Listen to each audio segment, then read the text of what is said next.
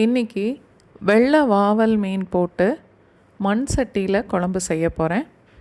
இந்த மண் சட்டியில் வைக்கிற குழம்பு வாசனையும் டேஸ்ட்டும் ரொம்ப நல்லா இருக்கும். நான் மீன் குழம்பு செய்தால் நல்லெண்ணெய் சேர்த்து தான் செய்வேன். இப்போ தாளிக்கிறதுக்கு ஒரு 3லேருந்து 4 டேபிள் ஸ்பூன் வரைக்குமே நம்ம எண்ணெய் சேர்க்கலாம்.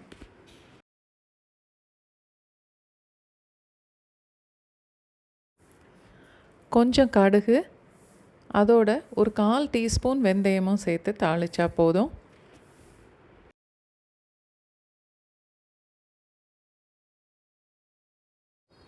ஒரு 10-15 சின்ன வெங்காயம், ஒரு 10-12 பல் பூண்டு, ஒரு 4 பச்சை மிளகாய், கொஞ்சம் கருவேப்பிலை எல்லாம் சேர்த்து வதக்கணும்.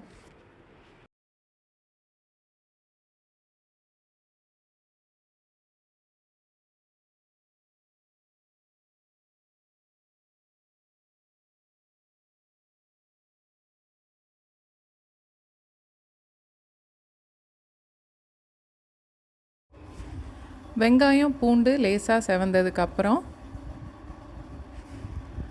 2 டீஸ்பூன் மிளகாத்தூள்,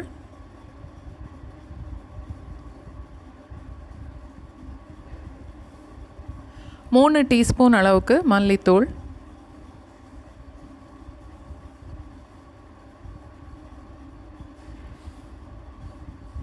கொஞ்சமாக மஞ்சத்தூள் எல்லாம் சேர்த்து கொஞ்சம் வதக்கிட்டு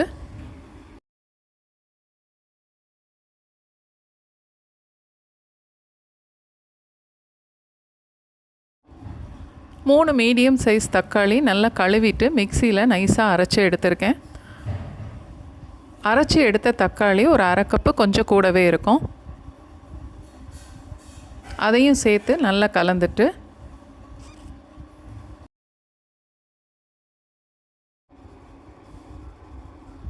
ஒரு சின்ன எலுமிச்சம்பழம் சைஸ் புளியை தண்ணியில் ஊற வச்சு கரைச்சி எடுத்து அதையும் இதோடு சேர்க்குறேன். தேவைன்னா ஒரு 1/2 கப் அளவுக்கு தண்ணியும் சேர்த்துக்கலாம். தேவையான அளவுக்கு உப்பு,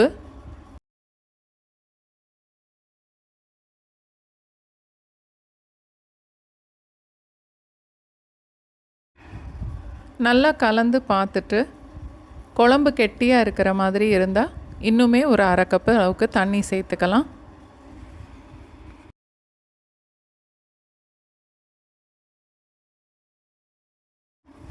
இப்போது மூடி போட்டு மீடியம் ஃப்ளேமில் ஒரு 2லேருந்து 3 நிமிஷம் வரைக்கும் கொதிக்க விடணும். இந்த மசாலாவோட பச்சை வாசனையெல்லாம் போகணும்.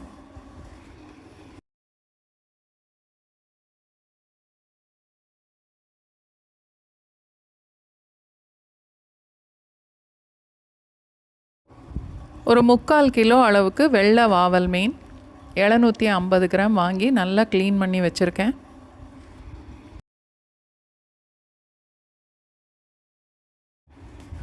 இப்போ அந்த மீன் எல்லாத்தையும் நம்ம குழம்போட சேர்த்துடலாம்.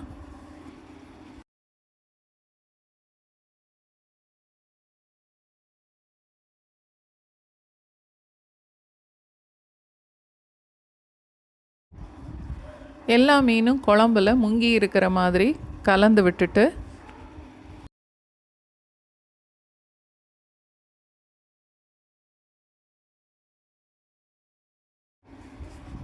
மூடி போட்டுட்டு 2லேருந்து 3 நிமிஷம் வரைக்கும் கொதிச்சா போதும். வாவல் மீன் வெந்துடும். மீன் குழம்பு ரொம்ப கிண்டி விட்டால் மீனெல்லாம் உடஞ்சி போயிடும். அதனால் அடியோட ஒரு 2 இல்லை 3 வாட்டி கலந்து விட்டாலே போதும். மீன் குழம்பு சமைச்ச உடனே சூடாக சாப்பிட்றத விட கொஞ்ச நேரம் வச்சுருந்துட்டு நல்ல மீனும் குழம்பும் ஊறி போனதுக்கப்புறம் சாப்பிட்டு பாருங்கள்.